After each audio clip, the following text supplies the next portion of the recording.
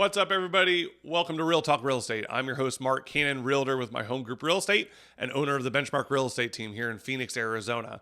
So if you haven't been paying attention, there have been some lawsuits and some settlements that's changing real estate. If you don't know what I'm talking about, please go watch my videos on that. I know they're 5-10 minutes long, but please go watch them because it's going to give you information on what's changing. Now, for those of you that are aware, obviously we've got a lot of new documents, a lot of things changing. So the official date to change everything was August 17th. In Arizona, we went everything into effect on August 1st. So we got all of our new documents, all that stuff had to go into effect where we can't see the commissions anymore in the MLS, all that stuff, August 1st. So buyer brokers are now having to be used. So you need to know what that looks like. So this new buyer broker I'm going to show you, it's a draft, but it's the red line version, which shows you what's changed. So anything in red, it's changed. And you need to know what's going on. So for those of you that are listening on Spotify or listening on Apple Podcasts, you may want to go to Spotify or YouTube to watch because I am going to show a lot of this stuff. So feel free to go over there. But I'm going to talk through this because you need to know what you're signing. When you sign a buyer broker, you need to know what's in it. There's too many people that just skim stuff and just sign it. You need to know what's in it. So I'm going to try and walk through it. I'm not going to read everything, but I am going to read a lot of the important things. And it's one of those that if you want to have a further conversation, I would love to sit down and have a further conversation with you. So let's get into it. I'm going to make my screen smaller, or myself smaller. All right. So this is the new buyer broker. Again, anything in red has changed. So there are things that you need to know. And this is the exclusive employment agreement. And this is the only one I use. I don't use anything else. There are some other documents, but they're not as common. Most everyone is going to use this. So I'm using this one, and this is, again, everything in red is stuff that's changed. So as you can see, especially in the middle section, there's a lot that's changed. This used to be a 2-page document. Now it's 3. Anytime there's lawsuits, more pages get added. Thankfully, to our purchase contract, that only 1 line got added. So far, that could change again. So we'll see. So let's walk through this, right? Buyer broker. I'm not going to explain things that are little changes. A lot of this stuff is just verbiage change, where they want certain verbiage used now. So it's one of those that it's like, okay, let's talk through the big things. So obviously this is an employment agreement between the broker and the buyer. Okay, so we're representing you. Our fiduciary duty is to you when you sign this.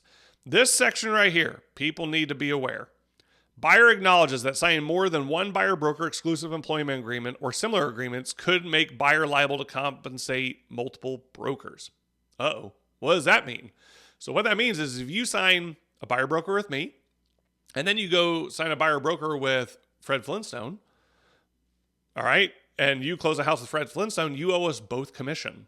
Well, what do you mean? I worked with that agent on it. Yes, but you signed an exclusive employment agreement with both of us.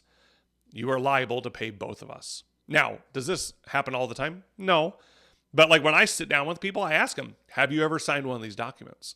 And if they say yes, I say, okay, did you fire that agent? Did you separate from that agent? Like, what does that look like? When was it? Because, and a lot of times I'll ask for the document because I want to see when was the expiration? Is that already passed? You know, that kind of stuff. So, and then I have to ask them if they have signed one of these.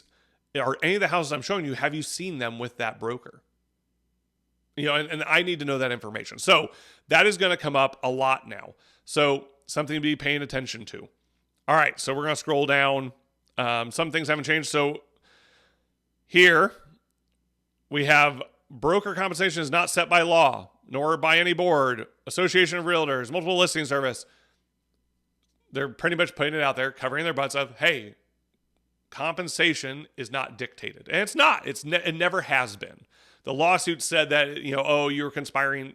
It has never been. My broker has never talked to me about what I charge people. It is my fee. That is what I charge people. So I'm sure there were bad realtors that did collude, and that's in any industry that you're in, you're going to have people who are bad apples and do bad things. So was it the majority of us? No, not by any means. So anyway, so they're going to state that, and you're going to initial stating that you understand that, so that way they can't be sued for it, right? All right, retainer fee. Now, this is on the old one. So the old buyer broker had a retainer fee. And people are, well, what's a retainer fee? So I'll give you an example. Let's say I put a retainer fee in there of $300. Okay, $300 over here. What that means is if you decide not to buy a house or whatever, this is a non-refundable fee. I think this could come back in play. I've thought about using it. I haven't used it yet. But I've thought about it, because what if I go show you 20 homes as a realtor and then you decide not to buy and just wait a year? Well, I just worked for free because I only get paid when I close on a house. So some of this might, hey, cover my gas money. That's $250, $300, whatever, for all the different times. And a lot of realtors will put in here that it can be credited against the broker compensation. So I would always put, if I ever used it, I would put shall. So that way, if we do buy a house, that money just gets rolled into it. So that way you get credited back that amount at closing. So something to be paying attention to, because some people might start using these moving forward because they don't want to work for free because we only get paid when we close on houses. All right, broker compensation. If buyer or any entity owned or controlled by buyer closes escrow on a transaction for purchase, exchange, or option of a property, buyer agrees to compensate broker as follows. So that's saying here's what's going to happen. This is different. So it used to just be one line, X percentage. Now they give us options, which some of this is actually kind of funny. So it's percentage, dollar amount, or other. You could pay me in tacos, pizza, I don't know, a year's long worth of pizza. I don't know. My broker always jokes because he's like, I don't know what people are going to put there. It's going to be fascinating, but usually it's going to be one of these two lines. And so that way, it's in there. All right. So we'll keep moving down.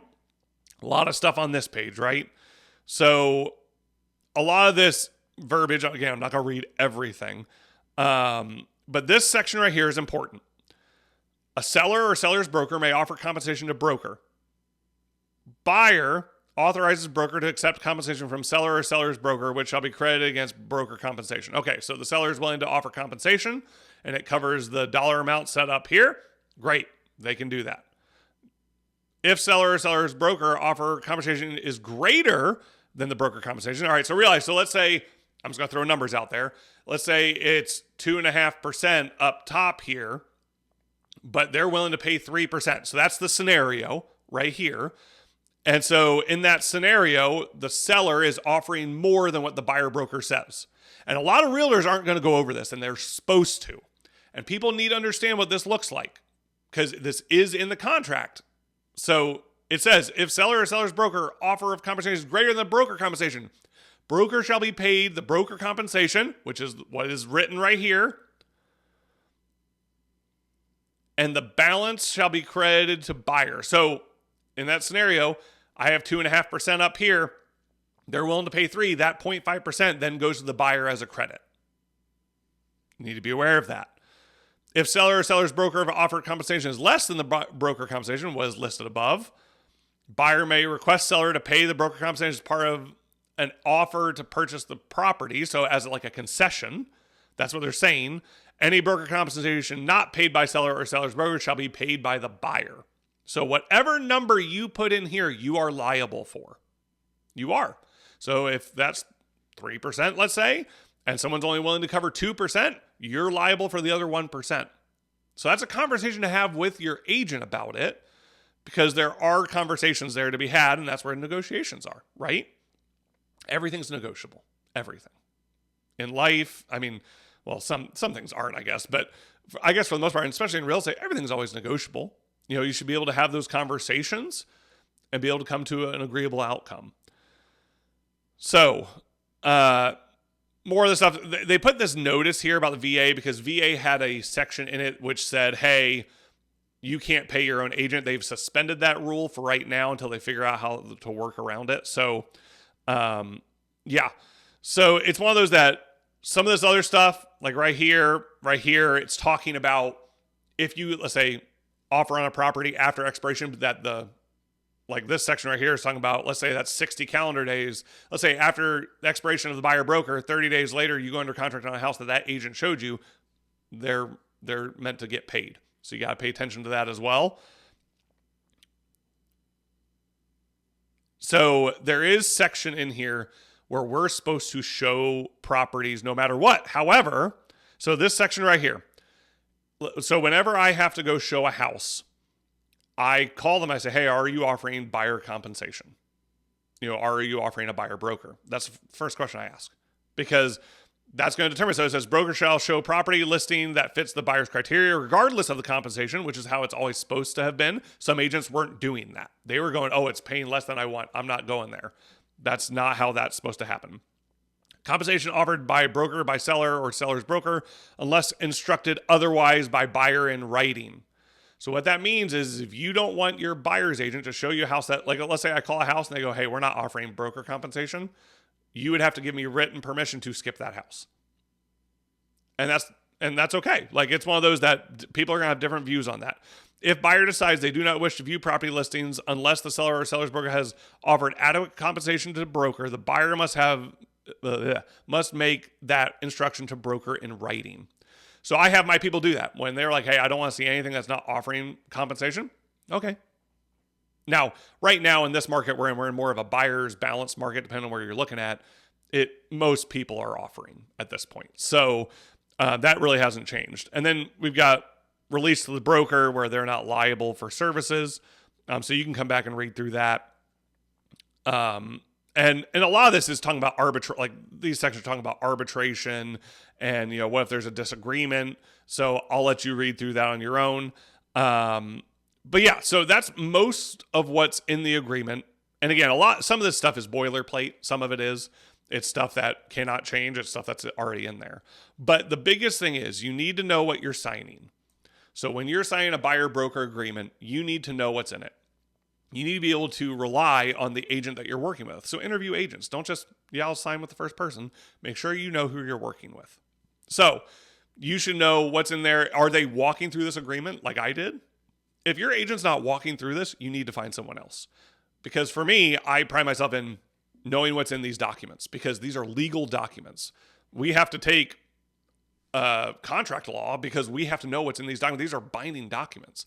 So if someone's not walking you through this and you're in the state of Arizona, I'd love to talk with you. I'd love to sit down with you, explain everything to you, walk you through it so where you feel 100% comfortable. My information is right here.